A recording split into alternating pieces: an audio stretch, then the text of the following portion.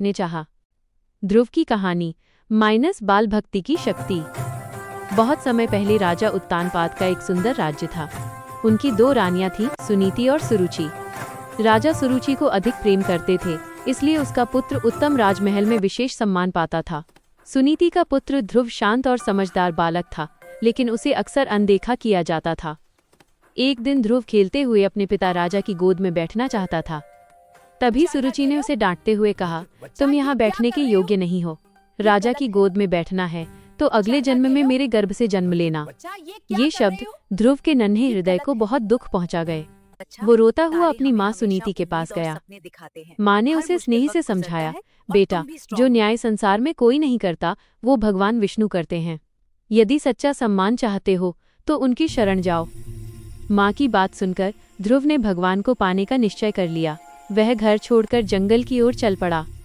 रास्ते में नारद मुनि मिले। उन्होंने ध्रुव को समझाया कि तपस्या आसान नहीं होती, पर ध्रुव अपने निश्चय पर अडिग रहा। तब नारद मुनि ने उसे भगवान विष्णु का मंत्र दिया, ओम नमो भगवते वासुदेवाय। ध्रुव ने वन में जाकर तपस्या शुरू की। पहले वो फल खाता था, फिर केवल पानी पीने लगा। धीरे धीरे उसने भोजन तक छोड़ दिया और दिन रात भगवान का नाम जपने लगा। ठंड, गर्मी और डर के बावजूद उसका मन नहीं डगमगाया। ध्रुव की सच्ची भक्ति से देवता भी चकित हो गए।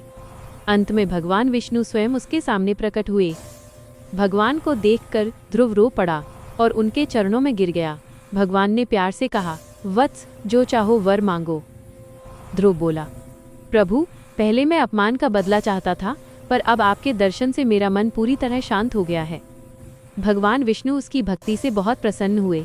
उन्होंने ध्रुव को आकाश में ध्रुव तारा का स्थान दिया, जो कभी हिलता नहीं। ये तारा आज भी हमें स्थिरता और विश्वास की सीख देता है। बड़े होकर ध्रुव ने धर्म और न्याय से राज्य किया और जीवन भर भगवान की भक्ति करता रहा। सीख: अगर मन सच्चा हो और विश्वास मजबूत हो तो छोटी उम्र में भी भगवान को पाया जा सकता है। क्या